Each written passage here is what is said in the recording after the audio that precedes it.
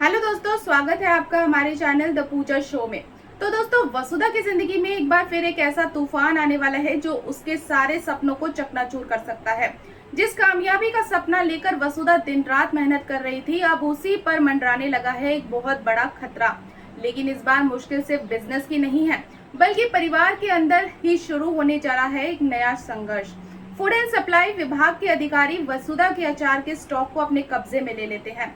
वसुधा बार बार अधिकारियों को समझाने की कोशिश करती है कि उसने बहुत मेहनत से ये सब किया है और उसे एक बहुत बड़ा ऑर्डर भी मिला हुआ है। लेकिन तभी अधिकारी ऐसा सवाल पूछते हैं जिसे सुनकर वसुधा के पैरों तले जमीन खिसक जाती है।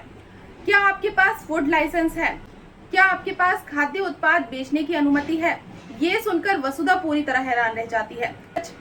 वो सच बता देती है कि उसके पास ना कोई लाइसेंस है और ना ही कोई आधिकारिक अनुमति। बस फिर क्या था, अधिकारी तुरंत पूरा अचार का स्टॉक जब्त कर लेते हैं। वसुधा की आंखों के सामने उसके सारे सपने बिखरने लगते हैं। जिस बड़े ऑर्डर को पूरा करने का सपना उसने देखा था, वो अब अधूरा नजर आने लगता है। वसुधा की आंखों में आंसू हैं और दिल में सिर्फ एक सवाल, क्या उसकी मेहनत यूं ही बर्बाद हो जाएगी? लेकिन तभी संतोष उसका हौसला बनकर सामने आती है। संतोष वसुधा को डांटने या दोष देने के बजाय उसे समझाती है कि हर सफल बिजनेस की शुरुआत में ऐसी मुश्किलें आती हैं। वो कहती है कि हार मानना कोई विकल्प नहीं है। जरूरी कागजात और लाइसेंस जल्द से जल्द बनवाए जाएंगे और फिर जब्त किया गया पूरा स्टॉक वापस हासिल कर लिया जाएगा। संतोष की बात सुनकर वसुधा को थोड़ी उम्मीद जरूर मिलती है, लेकिन दोस्तों, असली ड्रामा तो अब शुरू होने वाला है। वसुधा को परेशान देखकर देव भी खुद को रोक नहीं पाता। वो फैसला करता है कि वो संतोष और वसुधा के साथ जाएगा और इस परेशानी को सुलझाने में उनकी मदद करेगा। देव हमेशा की तरह अपनी पत्नी का साथ देना चाहता है, लेकिन तभी सामने आती है चंद्रिका और उनका एक फैसला पूरे माहौल को ही बदल देता है।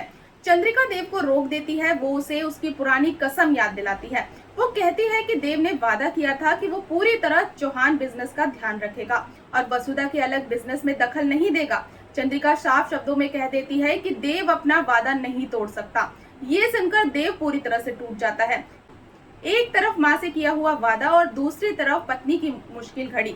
देव समझ नहीं पाता कि आखिर वो साथ किसका दे। उधर संतोष को चंद्रिका का ये फैसला बिल्कुल पसंद नहीं आता। उसका गुस्सा फूट पड़ता है। उसे लगता है कि जब वसुधा को परिवार की सबसे ज्यादा जरूरत है, तब चंद्रिका एक बार फिर उसके रास्ते में दीवार बनकर खड़ी हो गई है। यहीं से शुरू होती है चंद्रिका और संतोष के बीच एक नई टकराहट।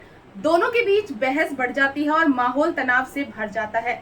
सबसे ज्यादा परेशानी में फंस जाती है वसुधा, जो एक बार फिर परिवार और अपने सपनों के बीच उलझ कर रह जाती है। लेकिन कहानी में अभी एक और बड़ा ट्विस्ट बाकी है।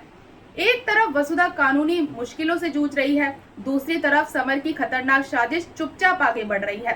समर आखिर कौन सा नया जाल बिछा रहा है? क्या वसुधा बिना देव की मदद के इस संकट से बाहर निकल पाएगी? क्या चंद्रिका का फैसला देव और वसुधा के रिश्ते में नई दूरी पैदा करेगा? और क्या समर की अगली चाल वसुधा की जिंदगी को पूरी तरह से बदल देगी? इन सभी सवालों के जवाब मिलेंगे आपको अगली अपडेट में। और दोस्तों, अगर आपको आज की ये अपडेट पसंद आई हो तो वीडियो को लाइक और चैनल को सब्सक्राइब करना बिल्कुल ना भूलें। मिलते हैं नेक्स्ट अपडेट के साथ, तब तक के लिए गुड बाय।